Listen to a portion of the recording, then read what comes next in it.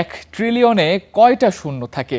গুনতে গিয়ে আপনি ক্লান্ত হয়ে গেলেও ইলন মাস্ক কিন্তু নিজের সম্পদ গুণে ক্লান্ত হচ্ছেন না।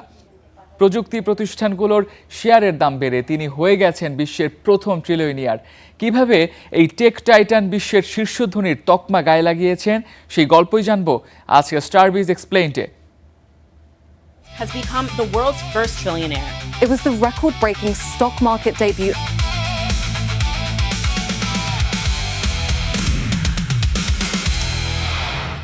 দক্ষিণ আফ্রিকার প্রিটোরিয়া শহরে জন্মগ্রহণ করেন ইলন রিভ মাস্ক।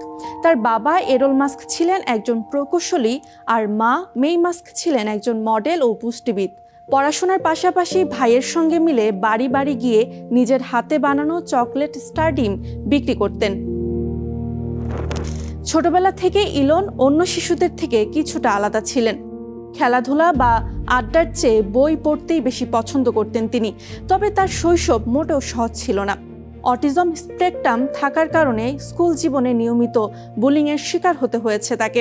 সহপাঠীদের মারধরের কারণে একবার হাসপাতালে ভর্তি হতে হয়েছিল, কিন্তু এসব কারণে তিনি কখনো ভেঙে পড়েননি, বরং মনোবলের সঙ্গে নতুন উদ্যমে এগিয়ে গিয়েছেন। মাত্র 10 বছর বয়সে তিনি প্রথম কম্পিউটারের সঙ্গে পরিচিত হন। কোনো শিক্ষক ছাড়াই নিজে নিজে কম্পিউটার প্রোগ্রামিং শিখেন আর মাত্র 12 বছর বয়সে ব্লাস্টার নামে একটি ভিডিও গেম তৈরি করেন। পরে একটি কম্পিউটার ম্যাগাজিনের কাছে প্রায় $500 গেমটি বিক্রি করেন। সেখান থেকেই তার জীবনের প্রথম ব্যবসায়িক আয় শুরু হয়। কৈশোরেই তিনি বুঝতে পেরেছিলেন প্রযুক্তি নিয়ে কাজ করতে চাইলে যুক্তরাষ্ট্রে যেতে হবে তাকে। তাই তো দক্ষিণ আফ্রিকা ছেড়ে স্নাতক ডিগ্রি অর্জনের জন্য চলে যান যুক্তরাষ্ট্রে। এরপর স্ট্যানফোর্ড বিশ্ববিদ্যালয়ে পিএইচডি শুরু করেন তিনি, কিন্তু মাত্র 2 দিনের মাথায় সেই পড়াশোনা ছেড়ে দেন তিনি, কারণ যুক্তরাষ্ট্রে তখন ইন্টারনেট বিপ্লব শুরু হয়। তিনি মনে করেছিলেন পিএইচডি করার চেয়ে এই বিপ্লবের অংশ হওয়াই তার জন্য বেশি গুরুত্বপূর্ণ। যেই ভাবনা সেই কাজ। 1995 সালে ভাই কিম্বল মাস্ককে নিয়ে প্রতিষ্ঠা করেন জিপ2 নামে একটি সফটওয়্যার কোম্পানি। 4 বছর পর সেই কোম্পানিটি তিনি বিক্রি করেন প্রায় $300 মিলিয়ন।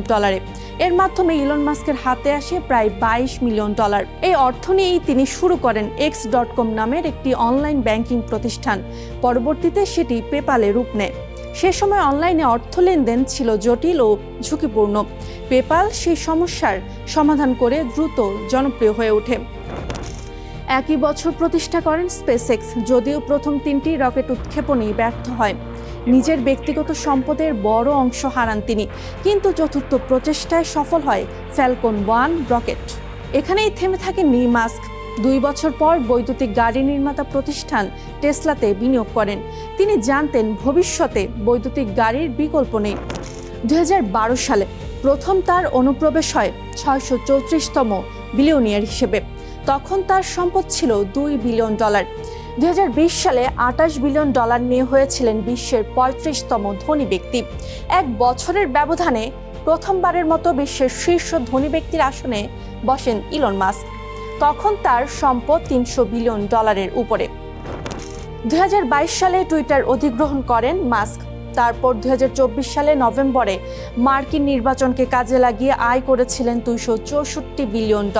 2025 সালের ডিসেম্বরে যখন স্পেসএক্সের আইপিও বাজারে আসার খবর ছড়ায়, তখন মাস্কের সম্পদ বেড়ে দাঁড়ায় $638 বিলিয়ন। এরপর ফেব্রুয়ারি মাসে স্পেসএক্স ও এক্সএআই একীভূত হওয়ায় তার সম্পদ হয় $670 বিলিয়ন। 2026 সালে চূড়ান্ত ভাগ্য বদল হয় তার। স্পেসএক্সের ঐতিহাসিক আইপিও বাজারে ছাড়ার মধ্য দিয়ে ইলন মাস্কের মালিকানার শেয়ারের দাম হয়ে যায় আকাশচুম্বী।